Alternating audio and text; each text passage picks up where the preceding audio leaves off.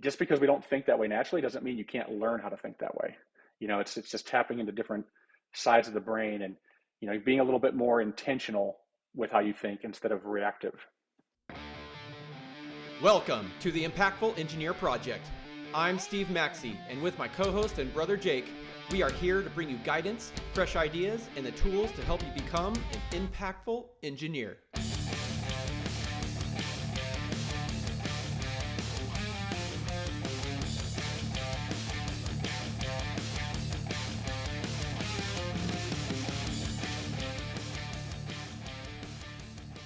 Hello and welcome to another episode of the Impactful Engineer Podcast. I've got Steve, my brother here. I've got Doug Howard, and of course myself. I'll be hosting today.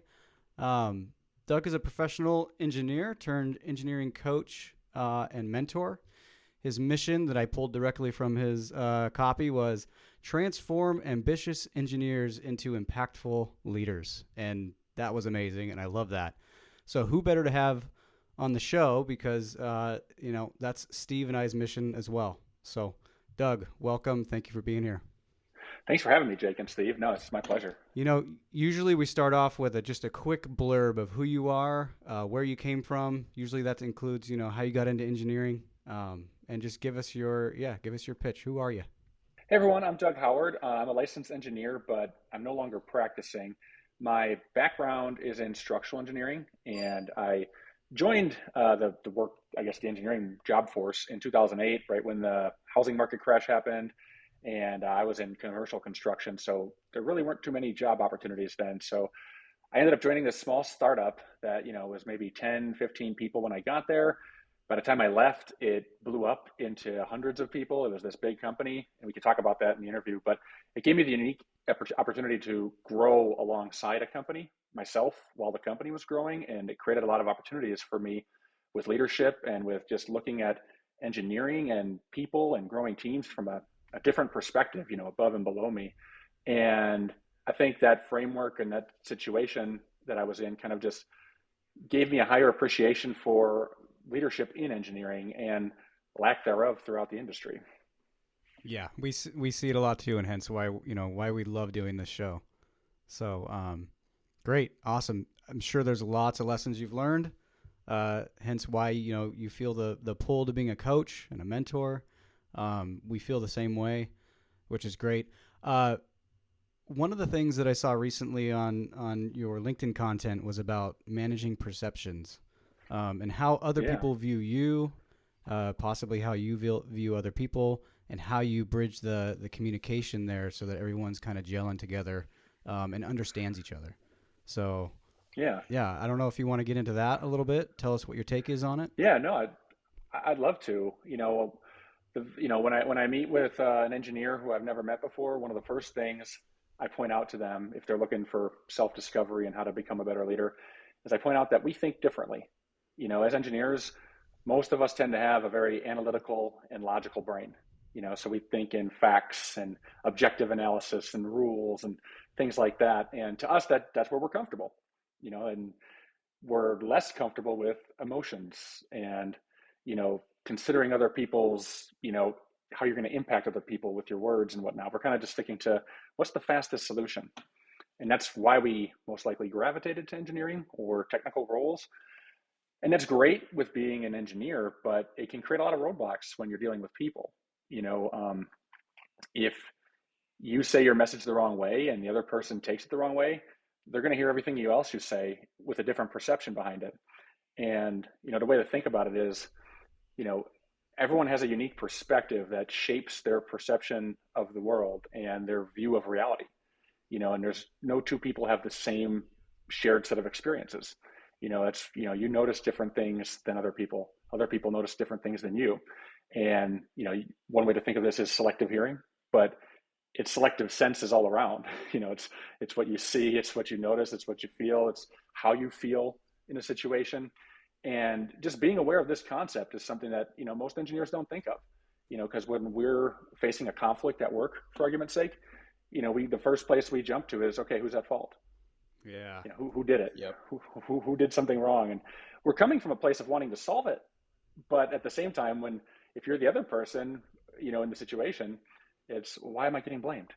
And then now there's already a divide in the situation. And instead of starting on a common ground, you're now you have to build a bridge just to get the conversation going. And this is just one example of the complexities behind this dynamic. But the thing I want to stress is just because we don't think that way naturally doesn't mean you can't learn how to think that way. It's just tapping into different sides of the brain and being a little bit more intentional with how you think instead of reactive. Yeah, and then putting in those reps to practice communicating in a different style. Yeah, right. With anything, it's a skill, and practice makes perfect. Yeah, and what I'm thinking about right now is how I did not have those skills for the first few years that I was in engineering, but I recognized it just through the work that I was doing and who I was listening to at the time. I knew it was important, so I tried to build measures to get around it, right? And because I was very direct, very solution oriented.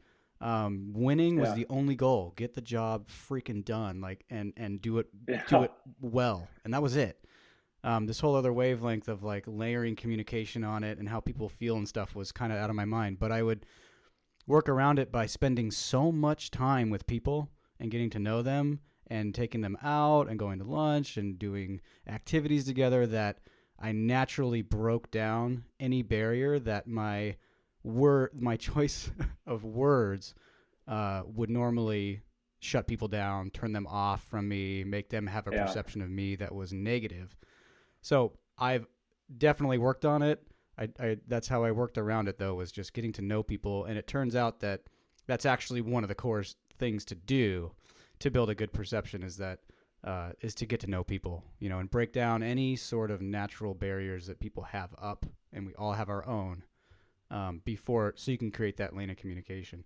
But it was hard for me in the beginning. Yeah, that's a great point. If I could expand on that, like what you're talking about, I like to explain the science behind these things because, as engineers, it's like, okay, if someone tells me go smile and be nice, I'm like, okay, great, that sounds good, but I'm not interested in just being nice for the sake of being nice. I'm just being honest. I'm being real. I think the same way. I'm not a bad person or anything, but I'm also like, what's the point? What's the intention? What's the purpose? Why does this work? And right, why does this work? And the best way to explain this is, think of relationships like a credibility bank. You are building credit or you're losing credit with every interaction you have with that person. And the more things you do to build positive credit, as far as showing that you care about them, showing that you want to know them, showing that you appreciate them, showing that you understand them, the higher you build that credit, then the more latitude you get to have an uncharacteristic moment. Mm-hmm. The more latitude you get to, I guess, make a withdrawal from the credit. And and I guess what I mean, is if 90% of the time you are a good leader who cares about your team and you do the right thing and you empower your people, but then you have that one bad day, every couple of months where you just doesn't matter who came into your office, you're just going to snap and it's not their fault, or it's just you had a bad meeting with your boss or something like that. Well, the team's going to understand that. Not that I'm encouraging that, not that I'm saying abuse that, but like you get more latitude to have uncharacteristic moments and your words won't be taken out of context. Because going back to what we talked about a moment ago, perception shapes their reality. So if 90% of the time you're a good guy or woman, they're going to see it that way and they're going to overlook your flaws in the moment. It works both ways, confirmation bias. Because everyone understands that. Hey, my fellow impactful engineers, if there's one thing that you could do to help out this community, is to keep listening to the podcast, but also that if you found value in it, to share it with one person, give us a 5-star review, or even leave a text review. It'll only take a few seconds of your time. Find that person that you think could enjoy some of this or learn from it, and pass on the good word. Now back to the show. Everyone is human, right? So we do make those mistakes, right, and trip up once in a while. But, as you said, you're making the vast majority of positive deposits. When you take out those negative withdrawals, it's seen as, okay, but your balance is so high that you're still a good person in my perception, and I still want to work with you, and I'll just kind of leave you alone for today. Yeah, exactly. And to let it go. I've done this for bosses that I like. I had more bad bosses than good bosses in my career, But with the bosses I like, they did some negative things. They did things that, in retrospect, I'm like, wow, I would never have done that if I were in their shoes.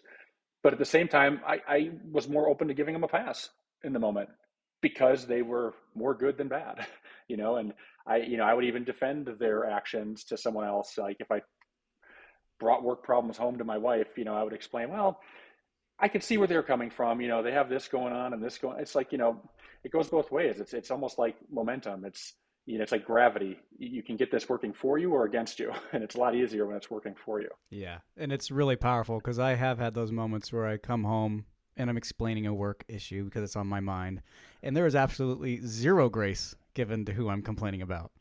Versus, Yes. oh, I have a little issue today and I just want to get it off my chest, see what you think. My boss was doing a really good thing, giving tons of grace, right? So that hit me really hard. I was Yeah. like, yeah, sometimes it's absolutely like, no, there is no forgiveness in this at all. And it's Yeah. because the entire relationship was built on fire and misunderstanding and hectic and just, chaos, right? So Right. that's a really good point. And the ebb and flow, that giving the grace, receiving the grace, having each other's back reminds me a lot like a marriage, right? And if you can bring those into Yeah. your workplace, it works out really well for the grand scheme of things. Yeah. It's funny you call it like a marriage because, I mean, it is in a sense, when you're a leader, it's a unique relationship. You're directly responsible for the growth of your team and the people. It doesn't mean that the team doesn't have any self accountability for taking action, but at the end of the day, you can either boost that or you can suppress it, and it might not even be intentional.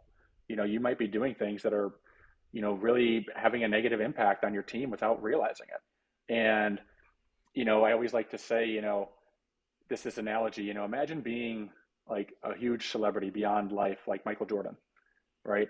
How many genuine, you know, conversations do you think Michael Jordan has with a stranger? Like, I mean, how many do you think, like in a given year?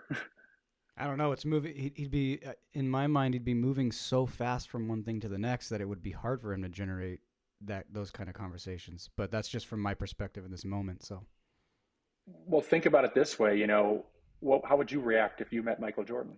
oh, I'd be Would you have like a over the top, and yeah, it would just be a whole fanfare experience. right? And if you're someone like Michael Jordan, this is an extreme example. Everyone's kissing your butt. Or they're a hater, and they're trolling you for no reason.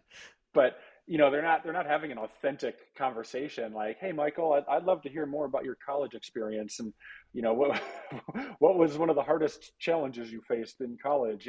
Like, it's not a genuine discussion. It's oh my God, you're the best. I've looked up to you. My kids idolize, whatever. Mm. And that's an extreme example, right? But now let's just bring that down to reality, and you're a manager. Okay, there's that layer, that filter, with your team. The team knows that you control their pay and you control, their performance reviews and whatnot. So there's, some people are trolling you because they have a problem with authority or whatever. But most times, you're getting that like positive filter. People they're not going to be as open with you. You have to kind of create that openness. You have to create a lane for that. Otherwise, you're not going to be getting real feedback. And that's a barrier that a lot of leaders don't think about. You think, oh yeah, I got a good relationship with my team. No one's complaining. It's like, well, they might be. They just might not be complaining to you. That is so true. And you're making me think. Like, I'm not in a real like leadership position per se, but um, I need to pay attention to that. Yeah, Just for the case of helping people out. I don't want them to. I yeah, don't want. What is that saying? I don't want to create yes men. You know? right. Yeah. Okay, that's a good one for me to take away. Yeah. Yeah, you can see that dynamic in companies when CEOs walk around the cubicle forums and stuff. It's the same sort of reaction. It's yes sir, yes sir, yes sir, and they're very superficial in their conversations. Not the CEOs, but the like the engineers or office staff. So Yeah. it's not to the scale of a Michael Jordan, but you definitely see that with executive leadership. Yeah. And I always like to use dramatic examples to point out Oh yeah. these relationships in every day because it's there. It's more amplified with the president or a celebrity, an iconic figure like Michael Jordan. But we all have versions of this, and I think it's interesting. Both of you guys have said separately today that you've noticed these body language things in other people. Where Jake, you said, I notice how my message is coming off and it's being misinterpreted or misperceived or misunderstood. And then Steve, you just kind of said a similar thing about like how the message is coming off. And I guess what I want to point out is like, well, I guess I'll ask, do you guys consider yourself masters of soft skills? No, continuously learning. And that's what I was hoping you'd say, because we still pick up on this subconsciously, even if we're not like trained on it, even if we're not, even if you didn't read 1,000 books on it or take some course on how to become a, charismatic, in tune with body language communicator, we still have, this in our programming, our brain programming, our DNA of, oh, I can tell this person isn't genuinely caring about me or interested in me. And you don't know why. It's hard for you to quantify it, but you still feel it. And that changes the whole dynamic of the conversation, going back to perception. I was talking with a client the other day, and he was talking about his relationship with his boss. And we're working on like improving that relationship, because he's not being heard, and his ideas aren't getting, he has good ideas and they're all getting basically misunderstood and taken out of context, and they're not going anywhere. And, I guess just kind of back filtering this with context, I was asking him, like, what's that relationship like? And, the first thing he told me is, oh, well, he asks me how my weekend was every Monday, but then he looks away when I answer. Oh, And yeah. And so he's like, yeah, he's clearly just going through the motions with me. And, and then I'm not going to get into everything we talked about, but, as I talked with him about it, he's like, well, yeah, it really ticks me off, like, don't ask then. And what I pointed out to him is, well, I'm not defending the boss by any means. I think that's, bad form to say the least. But at the same time, that shapes his lens of how my client's lens of how he looks at the boss. Because now he looks at every interaction with the boss as, well, he doesn't care.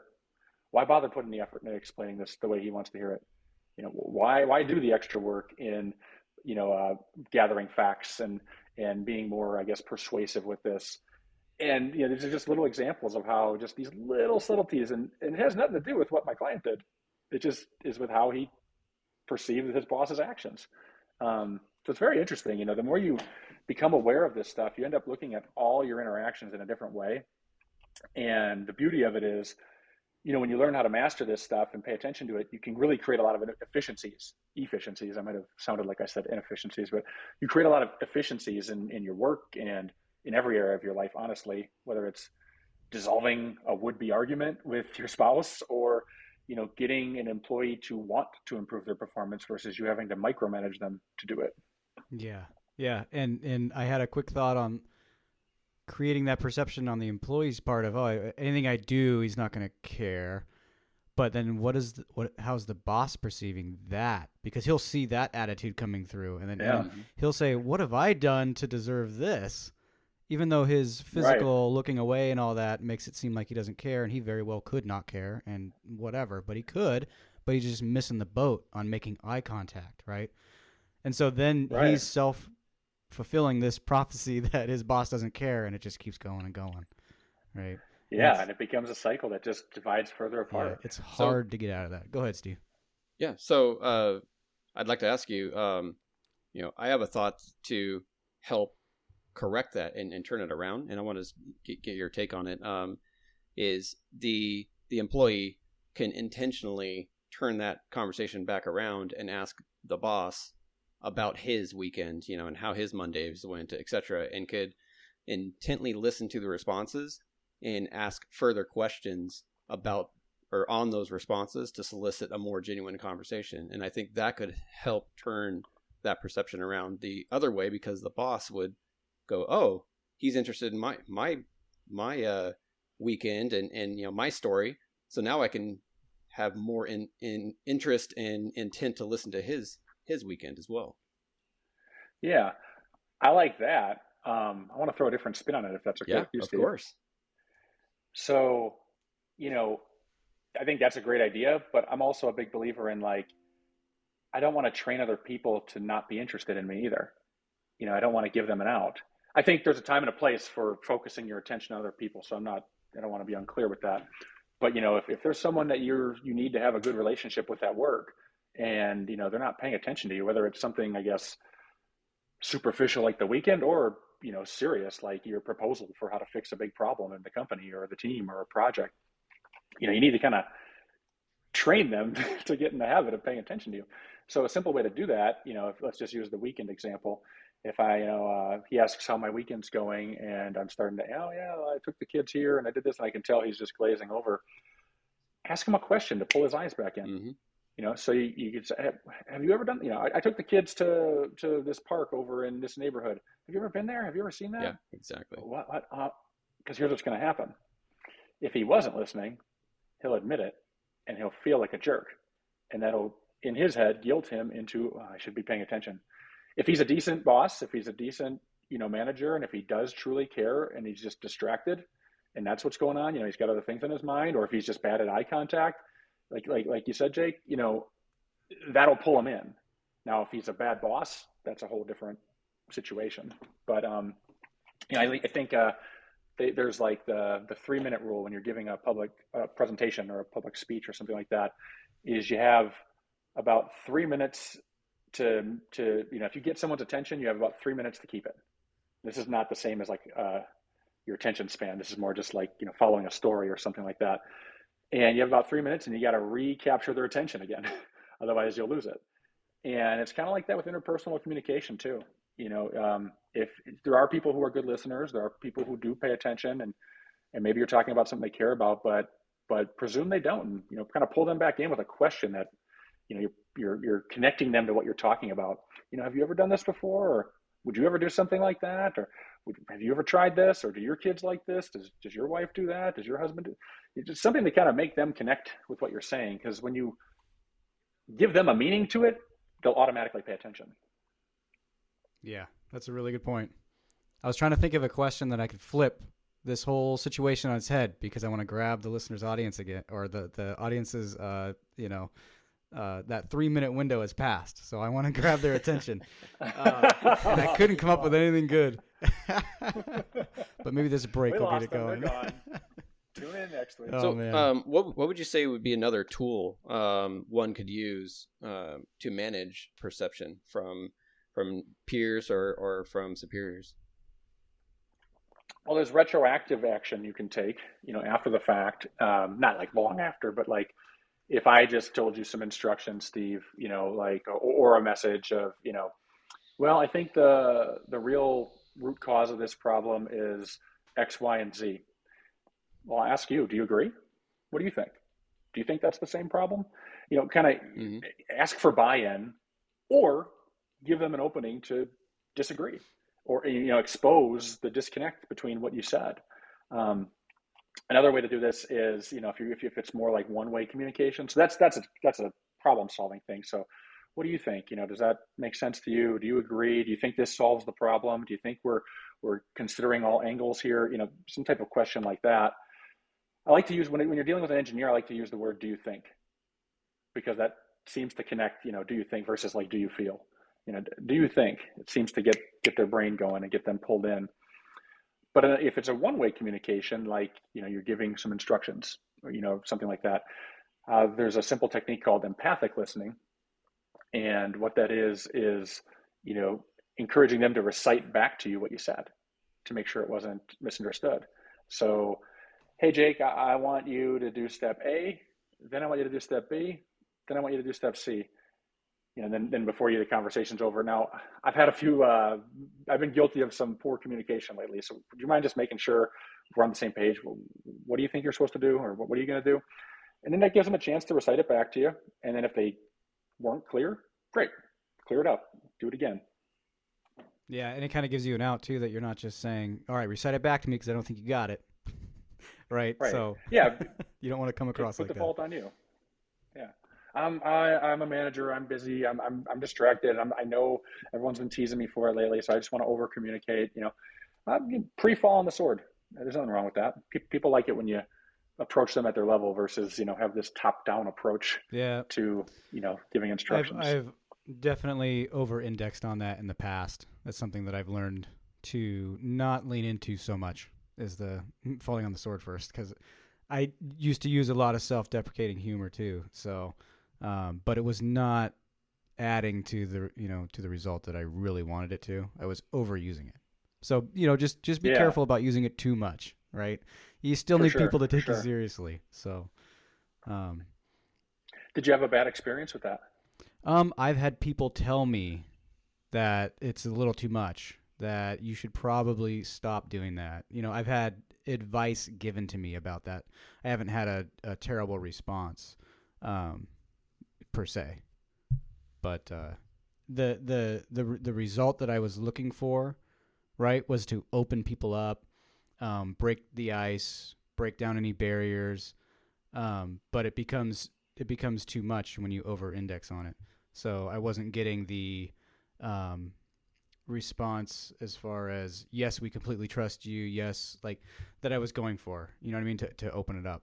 So it wasn't like it. I guess it just wasn't working, right? It does in Yeah, certain instances, but it's not working all the time. So I was overusing it. there's definitely a balancing act there. You definitely don't want to whitewash the power of your message. You don't want to cancel it out. I think one of the worst things someone can do is like pre-apologize, at the beginning of a conversation. And I'm not saying to not apologize for something you've done wrong. Just to be clear, I don't mean that. But if you enter the conversation saying, I'm sorry if I'm being redundant here. I'm sorry if there's key messaging behind that word where it just kind of like diminishes your credibility, even if it has nothing to do with your message. It's just when people hear that, they're kind of like, oh, they're coming from a place of admitting fault already. Yeah, You that's know, exactly what I was going to say was the credibility. So, yep, we got Steve back. Steve's here. Sorry about that, guys. That's okay. Yeah. Where you guys want to take it from Well, here? we were Steve. We were talking about just over-indexing on, like for me, I was over-indexing on, I guess not humility, but just self-deprecating humor. To try and break the ice, and it was just too much for some people. I don't know if you've ever had a strategy that you kind of have changed, that you were over-indexing on, but that was one of mine. What do you mean by over-indexing? Like I was like going to ask that. one of my strengths is execution, right? When I talk about it probably on every single episode, and I give the analogy of running straight to the wall if the objective is to get on the other side, right? There could be like a nice little path over here. There could be a door over here that's 10 feet away that you could go through that you have the key for. But if the objective is to get on the other side, I'll just punch right through it. Jake size hole in the wall, I'm on the other side. If I do that too much and I over index on that strength, I can design ahead. I can get too far. I can have people doing work that didn't matter because the answers weren't there yet. So if I over index on that go, go, go mentality, that will kick me in the butt sometimes. So I know not to do that. Sure. And I also know not to put myself down too much because I thought it was a strength. Yeah. But I overused it. Yeah, that makes Yeah. sense. So, but yeah. So I don't know. Don't realize there's strengths that can be overused and become weaknesses. Let's just end it right there. So think about it Yeah, that way. sure. Yeah. So one thing that we were talking about a couple days ago, Doug, was being in the business of building leaders, or just creating a leadership culture, a culture that promotes everyone to have a voice, be a leader, and stuff like that. I think it's really important. So I would love to get your take on that. Yeah. Well, I guess to lead into that, I wanted to share a story a moment ago about just kind of how I discovered this stuff. What kind of opened my eyes to this, because it's a different way of thinking and whatnot. And I was a top performing engineer, individual contributor before I was in leadership, and I felt like I was running circles around my peers, and I was overachieving. I was voluntarily putting in extra hours. It wasn't being like demanded of me, but I was just, I believed in the company and what we were doing. I saw the growth, and I just thought, well, I'm a former college athlete, so I come from a whole just work hard and you'll be Yep. rewarded. That's kind of my mindset. And in sports, that's true. In work, not so much. I mean, I think working hard is very important, but it doesn't just take care of itself. Because again, that perception versus reality. And I felt like my performance should speak for itself, and I felt like I was ready for advancement and ready for more opportunities. and my career was stagnant for a very long time. And yeah, I was really taking it personal. I didn't approach my boss about it. I didn't have constructive conversations with him about it. I just figured he should see this and he should just create a role for me. Yeah, it was mistake And number one. big mistake. Mm-hmm. So I let it fester for a long time, and just worked harder, put more hours in, and and then got more frustrated when it wasn't being reciprocated or acknowledged. And it hit a boiling point where you know I was coming at it from I've done this and I've done this and I've done all these things, and basically stating like I'm on a jury trial here, stating why I'm innocent or whatever, and he's the on the other side of the trial, defending against me or something. And I came at it really aggressive, and then it got really nasty quick, where it spoiled or it spilled into like an ultimatum. The situation was, I had never talked to him about my goals, and then all of a sudden he's coming to me saying, well, we're growing, and I think we need to divide the department into a team structure, and which I won't get into all the details of it, but that just was not going to work. The size company we are and the diverse range of skills we had, like it was going to be two incomplete teams. And he didn't get this. He was not an engineer. Just an executive, making decisions on behalf of engineers. So where I took offense to it was, I've been the one building this department, de facto managing it. And, I didn't ask for anything in return. I was just expecting it, but I didn't say that. Mm. So he comes at it with, well, this is the way we're going, get in or get out. You're either supporting this or you're going to be in the way, and this is early 2010s, small private company. This wasn't like, I didn't have a leg to stand on. Like there was no one else to like take this to, like to arbitrate or something like that. So it was like his way or the highway. And it just was kind of a rude awakening for me of just like, you know what? It doesn't matter if you're right or wrong. Like, I place a high value on right and wrong and fact and fiction and, getting to the bottom of things, but I couldn't change his perception with facts. I couldn't make him realize that this wasn't going to work. I couldn't convince him to promote me into this role or and I was really worried about this because I knew this was going to create catastrophes for the department. And so that was kind of like just I don't know, a come to Jesus moment for me in my career of just like, look, dude, you can't just rely on facts and logic to get to where you want to be. There's a missing link here. And I didn't know exactly what it was, but that's what kind of set me on this course to figure this out and figure out like, what was I missing? And basically it was emotional intelligence. It was a big missing link. And I've been on a never ending quest since then to just kind of master this whole other side of the equation, because I feel like engineers that can do this are unstoppable. You can take your career anywhere. Mm-hmm. There's nothing you can't do when you know how to combine both these skills. I feel like as I was listening that you were, through your tenure at that company, you were giving evidence or presenting your evidence that you were the man and that you had it and that you could figure it out and that you were doing all these great things, except there was one problem, is you were presenting your evidence to no one. There was no one in the room. And then he comes into the room after and you go, all right, so what do you think? And he goes, we'll think about what? Yeah. Well, and here's the other thing I did wrong. He had no idea how hard I was working to accomplish the results. He saw the results and oh, great, you're getting all these projects done, Doug. And, you're getting twice the amount of work. And he just thought I was that much more productive with my time. He didn't realize I was putting in like 65, 70-hour weeks to do this and to keep everything afloat. So it was kind of just, I don't want to say take it for granted, but it wasn't appreciated what I was doing to accomplish it. And I just assumed, okay, he sees everything, he's the boss. Yep. So it's almost like, I can kind of see where it's going on one point, and that is like, you need to be communicating, right? And you need to be setting the expectation. It's like, yeah, I work 70 hours a week and I do all this stuff and I produce twice as much as anyone else and blah, blah, blah. Does anyone care about that?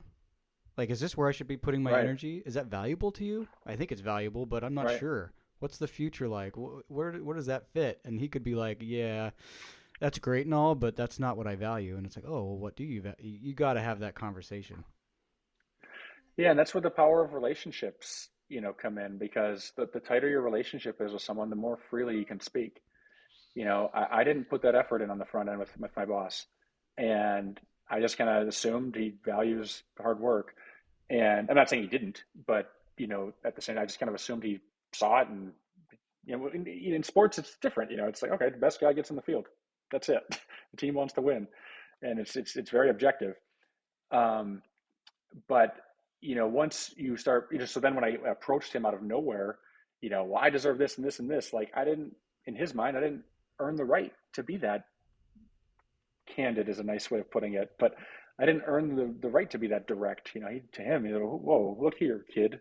What do you back Where is off? this You coming just from? entered this industry, right? But had I been building a relationship for a while, I would have probably been more empathetic with how I approached it. Because he's not a bad guy, and he's busy, and he's got his own problems to deal with. I would have had that in the back of my mind and considered that. And also, he would have known me. He would have known where I was coming from, and he would have heard it with a different lens. So And it really is the power of he relationships. could have taken all of the things that you expected and wanted and fit that into the company over those years and the progress and set you up for success to get you there, Yeah, right? So, right. Well, So, here's. Oh, go ahead, please.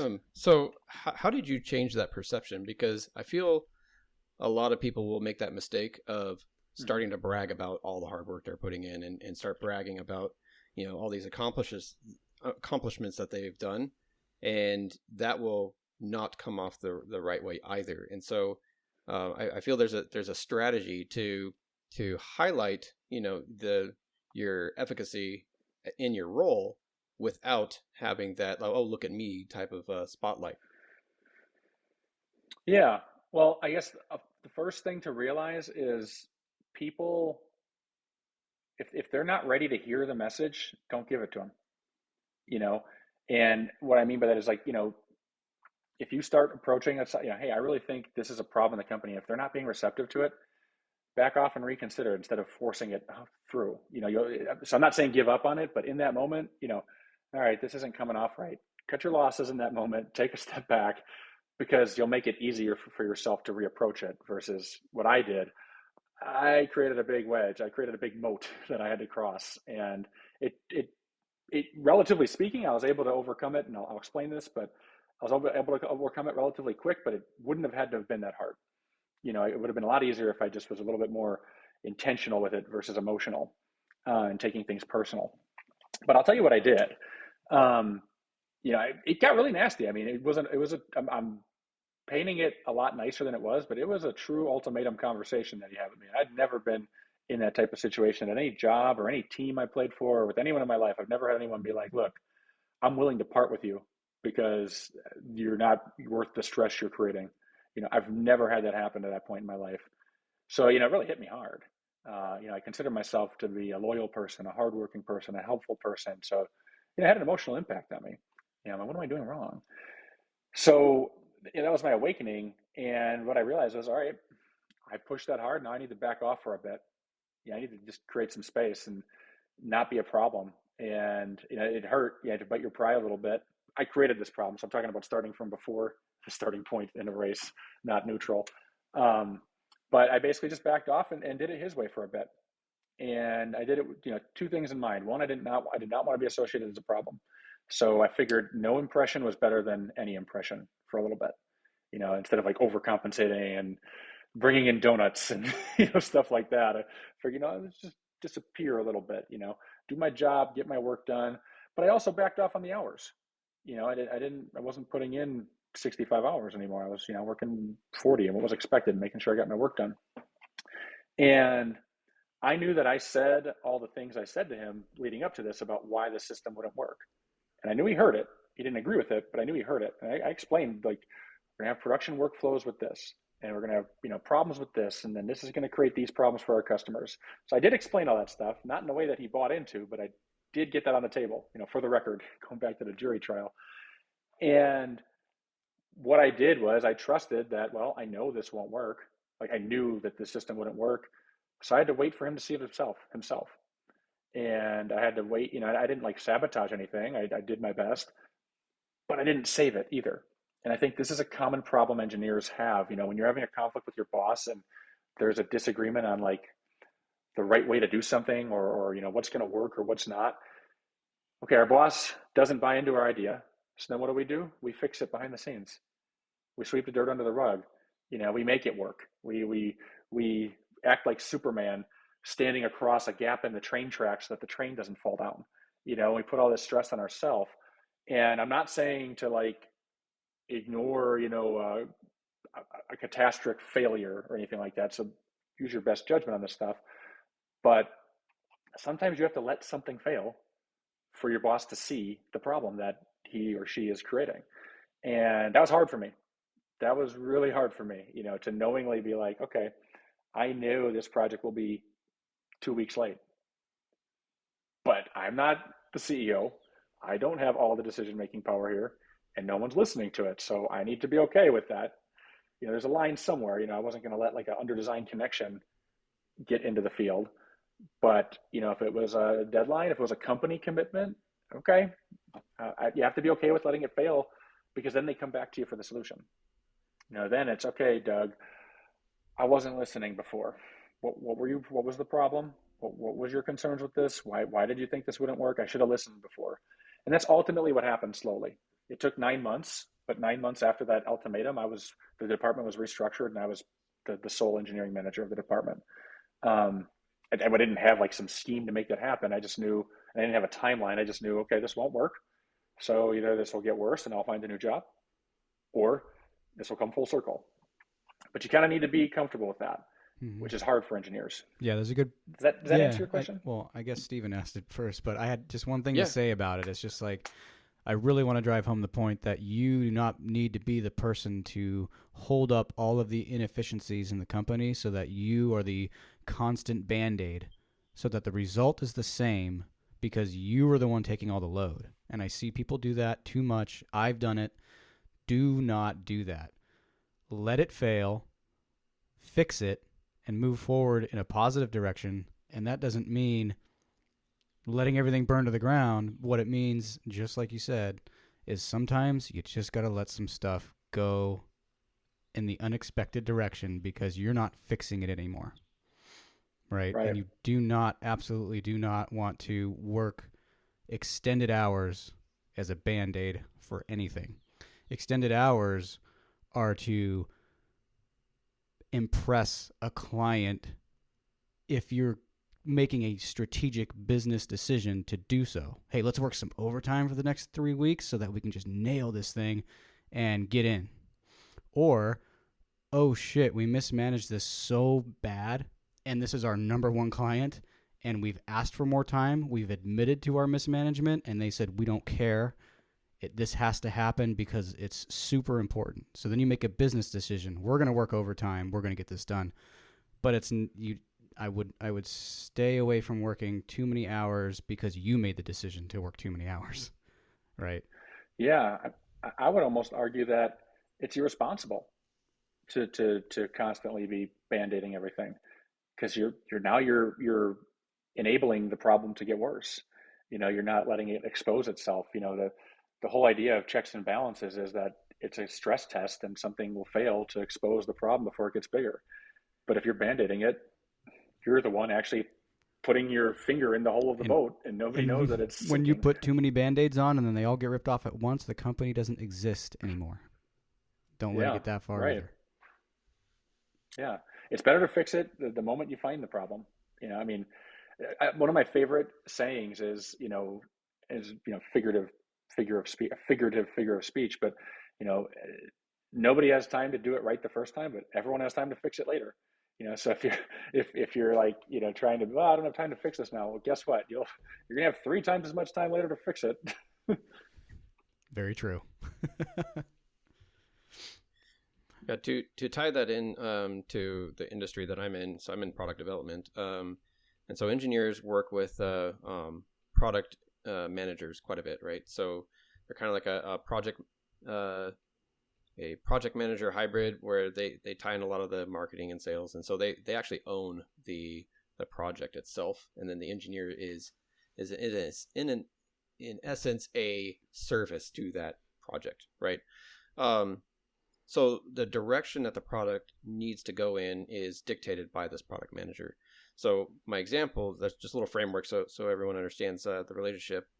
So my example is the engineer might see a most effective way to design something or a high risk thing that they want to work around. But if the product manager like really wants a certain feature to be there, even if it's against the suggestion of the engineer, it's the engineer's job to do the best they can to make that work as best as they possibly can. And if it fails, right? And then that will increase the perception of the engineer by the product manager of the validity of their opinion. I'll So be that's honest, something it's I've a run tough into one quite for a me bit. to understand, Steve. Really? Yeah. I apologize. No, I Yeah, think we're almost trust. there, but I was like, Yeah. oh man, I'm getting lost here. Guilty. So, Okay. so, All right. so, so, put on your engineer hat and give us 1 to 3 concise thoughts about this problem and what you see, and is it a problem, or are you saying that this is a good example of something? Oh, I'm just saying that this is an example in product development of when you have to just own the direction that is not in your mind ideal, Gotcha. right? It's and so you have to still put forth that effort to do the best job you can, even if you ultimately think that the risk is so high that it's going to fail. But everyone Yeah. is kind of on board knowing that you have your, you know, Yes. feelings about this and how it's going to work, but that you have to move forward anyway. And sometimes in the professional world, in the professional engineering world, that represents itself through, we think these code minimums are ridiculous and we don't want to pay for it, and I'm not going to control my lights this way because it's just too expensive, and why are you making me do this? Well, it's code required. So we can go to the Yeah. minimums. We were going to do this. We think it's the best, but we'll go to the minimums because you've said we don't think it's the best. We know it's the best. The owner doesn't want to pay for the best. They want to pay for the minimum. Okay. But they know why we think the way we do, why we were going to do it that way, but now we can do the minimums, the code minimums. So we'll do that. It might be the same thing. Yeah. No, that's along the same lines. Just I guess different industries, different ways of approaching it. Yeah. And just to make sure I'm understanding, so are you getting at, sometimes you got to be okay with it, but then trust that, if you're doing it the other way, if they're doing it the way that you don't want to do it or that you think is wrong, you kind of have to just let it go if it's not a critical failure type thing. If it's just Yes. Yeah. a thing that, maybe it costs something, but it's not irreversible. I Yeah, guess it's a it's good not going to stewardship. be a safety issue or anything of Mm-hmm. that sort. It's more of like a Yeah. performance feature, or maybe a cosmetic, or it's going to be so bad that customers don't want to buy it, but it's not Yeah. going to injure anyone or anything So like choose the hill you're going to die on, I guess, carefully. that. Exactly. Yeah. And if you're not okay with that, then I would let somebody know that you're not okay with doing that. There might be a mismatch somewhere with your fit. So Yeah. I guess that makes me think of something here where, we're all about efficiency, right? And optimization. At least you should be if you're an engineer.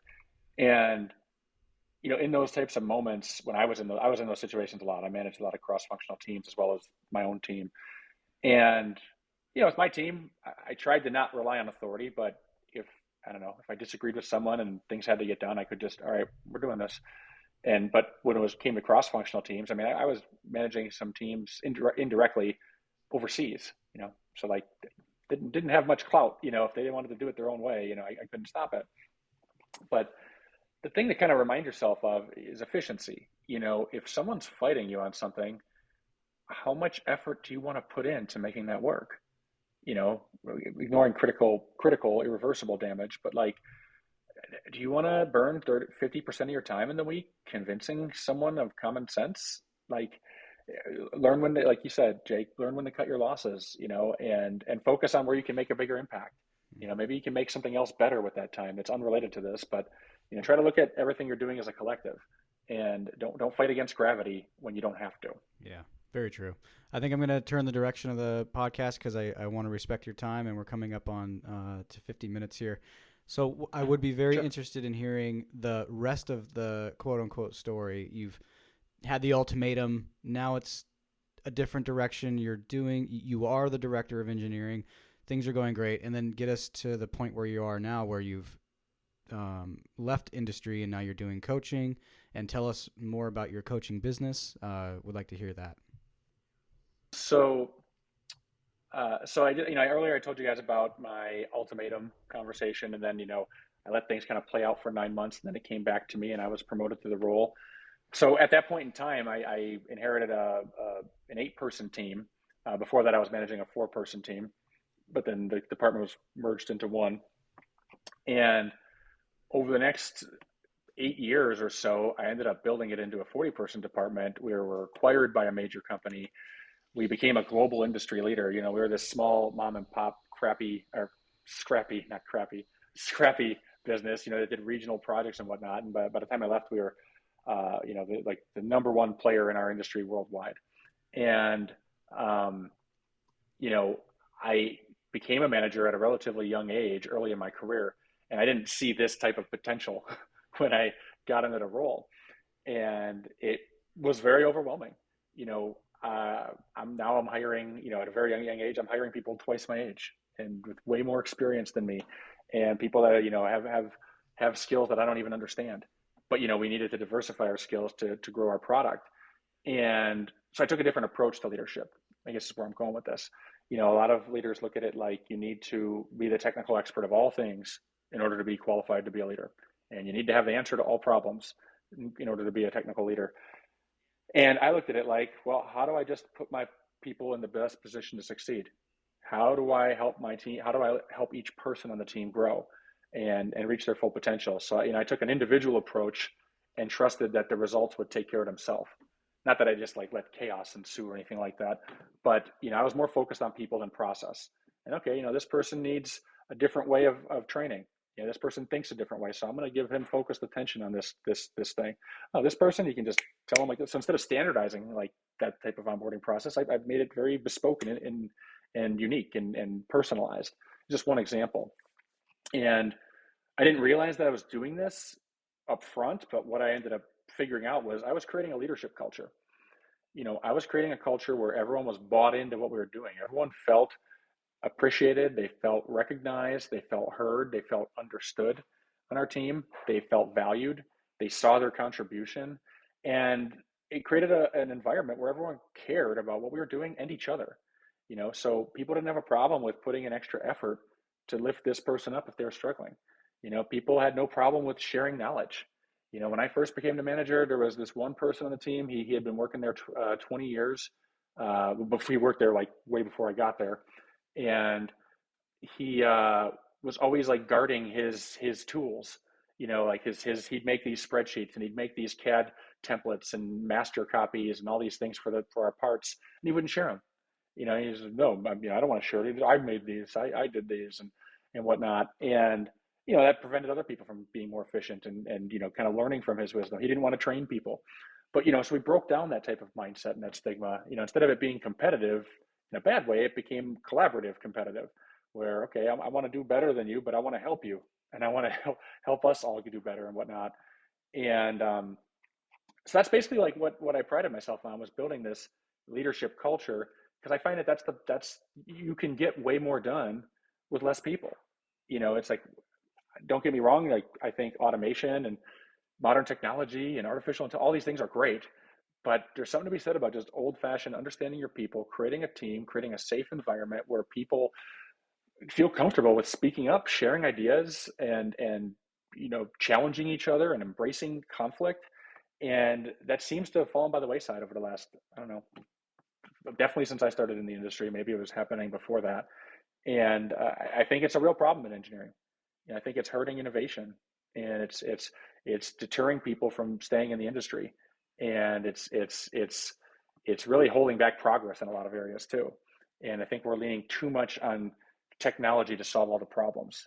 And I think there's a time and a place for that, But at some point, we're not going to have enough engineers to build the technology if we don't change the way this is going and kind of break this cycle.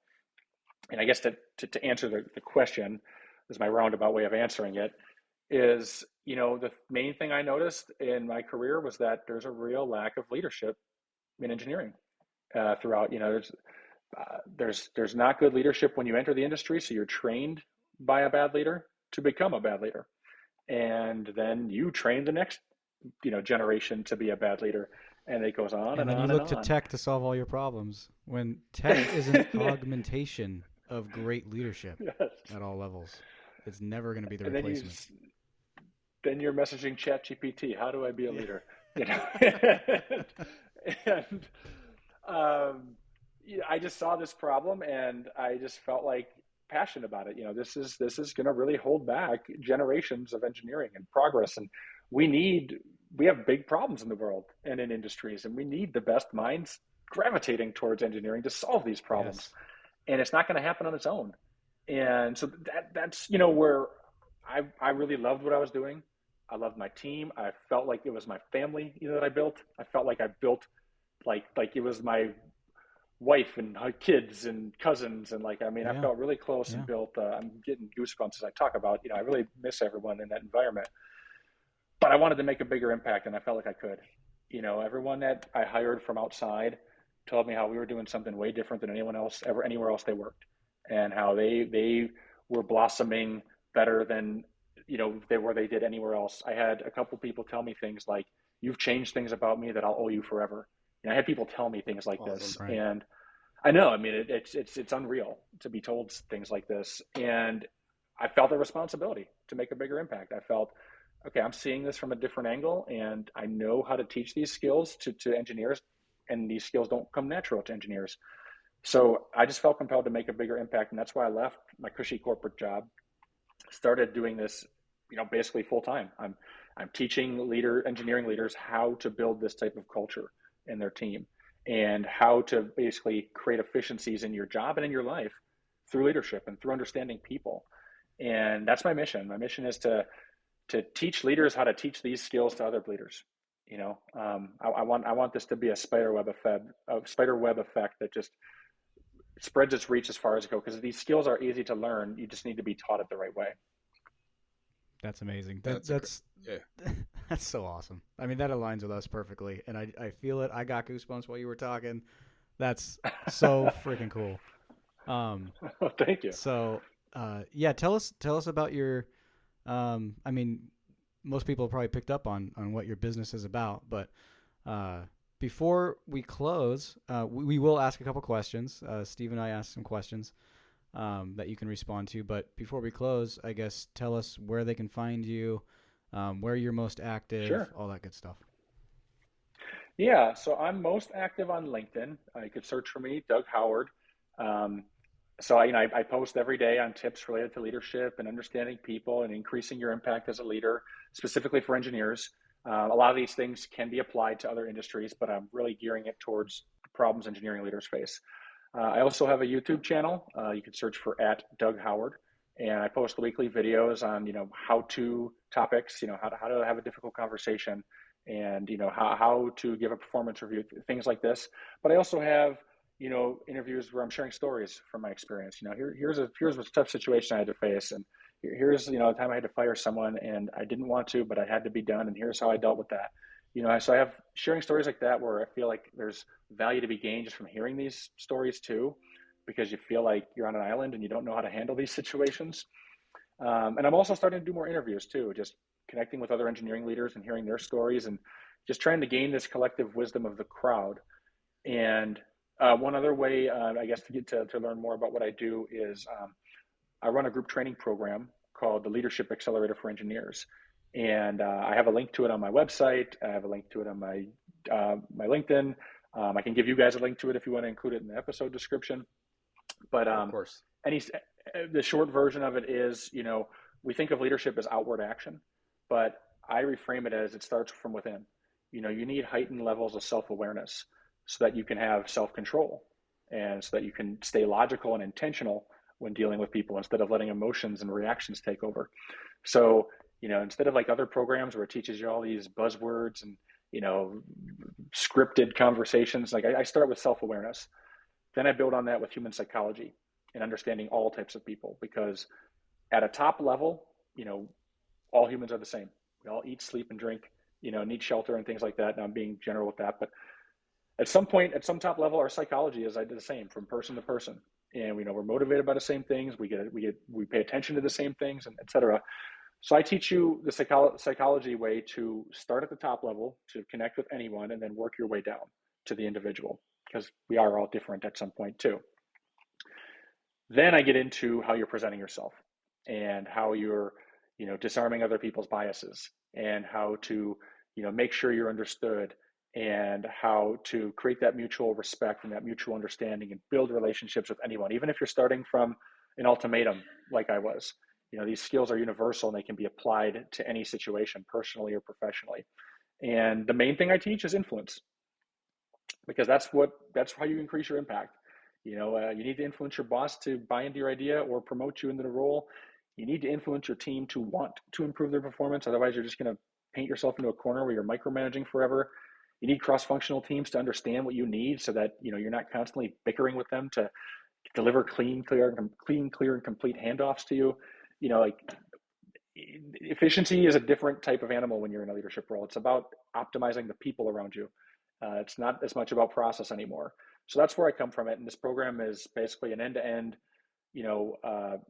end-to-end workshop that teaches you all the skills you need to understand all types of people. And then the handoff at the end is, you get a plan to build this type of leadership culture into your department or your team that you're leading. Yeah, that's amazing. Yeah. Where do you think you're going to bring all of those efforts in 5 to 10 years from now? Well, my goal is to really, like I told you, my passion is, I feel like the industry is stifled. So I don't have like a step-by-step plan, but my goal is to create a big community. I want to create a big community around this, where engineering leaders are talking with each other, engaging with each other, sharing ideas with each other, resources, new methods, new tactics, because we think differently than other industries. We face different problems than other industries. So, when you're working on a project, it goes best when the engineers are sharing ideas on the project. Well, I'm trying to take that up a level. I'm trying to take that bigger. How do we collaborate as leaders in tech to become better leaders and empower more people, and basically, share our own, I don't want to say trade secrets like intellectual property, but just, okay, well, what's working with your team? What's working to optimize your team? Okay, let's share that, and let's boost everyone up. Yeah, I like that, because awesome. the better we all do, the better we all do, the better we all do. It's just the way it is. There's plenty for everyone. Right. What's one thing that a listener can do today to start? I don't know. Take us wherever you want to go with the end result, but what's one actionable item that they can do every day? Yeah, I would say challenge yourself to speak to other people in terms of questions. And what I mean is, we all have a first person mindset with how we look at the world. And it doesn't make you a bad person. You're not selfish. All three of us have this, where you're just kind of, every time you listen to something, you're thinking in terms of your interest and how does that benefit me and how does that impact me? And that's where you lose focus, because then you think of that thing and then your mind goes somewhere else and then you're not present. You're not paying attention to the person. So a good way to kind of break that, first recognize that habit, then break it, is, the next conversation you have with someone, challenge yourself to keep 100% of the conversation focused on them. Make it an exercise. And what you do is you start by just asking a simple question. Hey, did you see that movie? Or, hey, what is your favorite movie? Or, what's the toughest project you've worked on, if it's a coworker? But, just some kind of open-ended question where they could answer it anyway. And it's an innocent question. It's not like, what's your view on this political topic? And, when they answer, ask a follow-up question. Why was that project so challenging? Before I ask my question, let me pour a bunch of gas over here, and I'm going to hand you the match. Right. Okay, so when I ask it, just go ahead and light that up. Yeah, exactly. Well, that's one way to keep the conversation going easily. Which, here's a quick tip. If you're ever in a politically divisive conversation, here's the easy out, right? Because you don't want to get into that. if two people are talking about different topics, and you don't want to like take a stand, I always say, guys, I'm clearly very smart. I agree with both of you. Let's move on. Like you just kind of. I've done that a million times, and then it always gets a chuckle, and then people move on if it's getting heated. Right, right. But just getting back to that technique, keep the conversation focused on the other person. Ask them follow-up questions. So why was that project so difficult? Then they'll answer that. Interesting. What did you learn from that project? I'm just making up questions to a fake one-way conversation here that I'm not having, but just listen closely to their answers, pay attention to them, zero in on a facial feature of theirs to keep yourself focused on them, and then just keep focusing the conversation back on them. You'll see that they're going to light up, they're going to open up. Like literally, it'll be a spectrum. The first question they answer will be, maybe one sentence, and the second will be two, and then four, and then eight, and they'll be communicating with you more. You'll learn more about them, and then you're going to find some things that you have in common, or that you're interested in, or they're going to just warm up to you. Oh wow, he really cared about me. So I think I just challenge people to kind of break this mindset of thinking in terms of your own interest, and try to just think about how do I learn more about this other person. Yeah, the conversations will be exponential. Yeah, exactly. I'm sorry, what? I said the conversations will be exponential at that point once you get them to open up. Yep. Right, exactly. Excellent. Doug, I had a great time. A lot of good stuff on this episode. I'm sure people have taken away multiple things, and our goal is just one. So I think we've done a great job, and we look forward to talking to you in the future. Yeah, for sure. No, it's been my pleasure, and anytime if you want to have me back. Yeah, thanks a lot, Doug. Hey guys, I hope you had a great time listening. Maybe you learned something new, maybe you got inspired, or at least took one thing away that you'd be able to use. Maybe you just had a good laugh. Impactful Engineering's hope and mission is that through this podcast, we can play a small part in expanding the reach and awareness of engineering and all of its many areas of application. The multiple engineering career paths available can be hugely rewarding as part of a fulfilled life, creating opportunity to impact nearly everyone in the modern world. An engineer's work helps to foster creation of new technologies, create safe and comfortable environments in which people can work, and lends to the sustainable future of everyone on the planet. The world needs more impactful engineers. Our vision is to provide engineers with the perspective and the tools to allow themselves the opportunity to become the most impactful engineers they can be.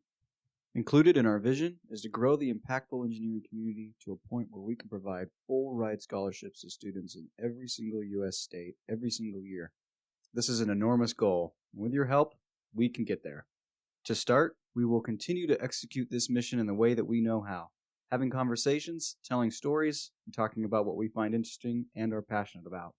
If the episode made you think, made you object, made you think you could possibly be doing something more with your day, or brought about an idea that you could spend more time on developing further, please share the show or recommend it to your friends. Even if you didn't personally think it was a huge help, there may be someone that you know that could benefit from it, and that's all we can ask for. Until next time on the Impactful Engineer Podcast.